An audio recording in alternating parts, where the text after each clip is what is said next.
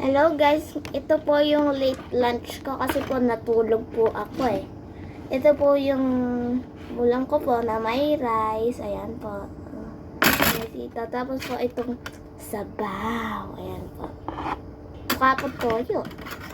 Kain na po tayo.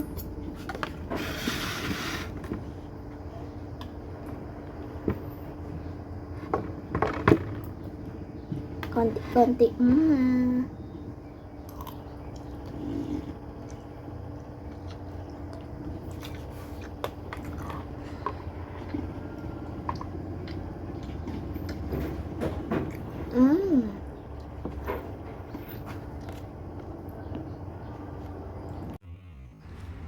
At ngayon po, pinaghiwalay po ni Mama yung pork, sitaw, tsaka po yung sabaw. Ninalagay niya na lang po yung sabaw sa lalagyan para po hindi po mapanis. Kasi po, hindi niya po alam kung anong oras po ako magigising. Alam na naman po, hilig rin po akong matulog minsan. Tapos po, sabi po ni tatay, gumising daw ako ng 30 minutes. Pagkatapos po ng 30 minutes. Tapos po, nagagawa ko naman yun. At pagkatapos ko po palang kumain, ay pumunta na po ako sa likod para kumuha ng duhat. Tingnan po natin sa likod. Tara!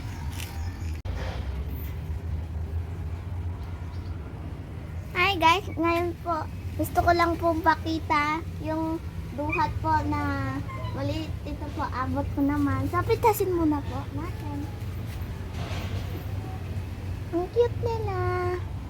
Ito pa. Of course, yung mga kapatid niya. Ay, may langgam.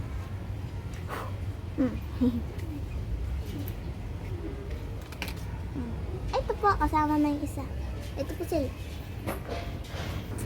Abang po pala, papunta po tayo sa duhat. Hindi ko po napansin na may ano po pala doon na yan po. Tapos po, mayroon pa po dito. Ito pa. Looking good. Ito po, dalawa po sila. Magkapatid din sila. Tapos po, yung mga iba pa, kapatid niya. Kaya po, ito po yung mga duhat.